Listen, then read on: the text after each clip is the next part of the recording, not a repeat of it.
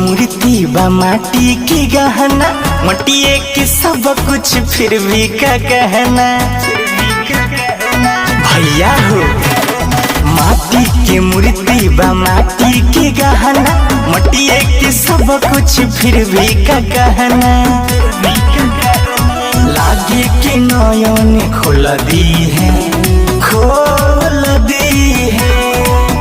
आदि अब जब लगे कि डोल दी है, माई मटिए के मूर्ति से बोल दी है।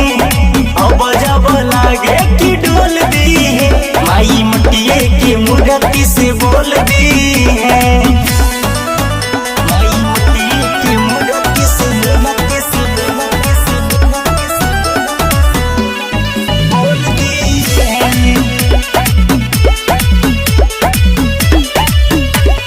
माटी के सूल शोभे माटी त्रिशूल, हाथों में बाटे नु मटिए के फूल। हाथों में बाटे नु मटिए के फूल। आले माटी के सूल शोभे माटी त्रिशूल, हाथों में बाटे नु मटिए के फूल।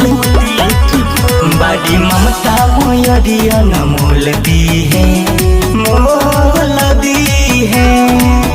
आदि अब जब लगे कि डोल दी है, माई मटिए के मूर्ति से बोल दी है।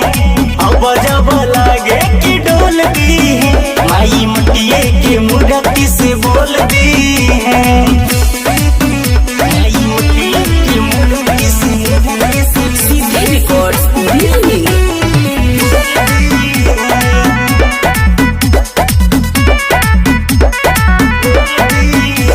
कथिले धन्यवाद हम कुम्हार के, मटिए के बनल बिंदिया लीला रखे।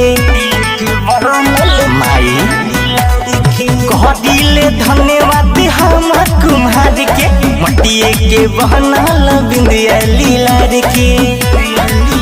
माई तो किहे तो हीरो के रोल दी है, रोल दी है। आदि अब जब लगे कि डोल दी है, माई मटिए के मूर्ति से बोल दी है। अब जब लगे कि डोल दी है, माई मटिए के मूर्ति से बोल दी है।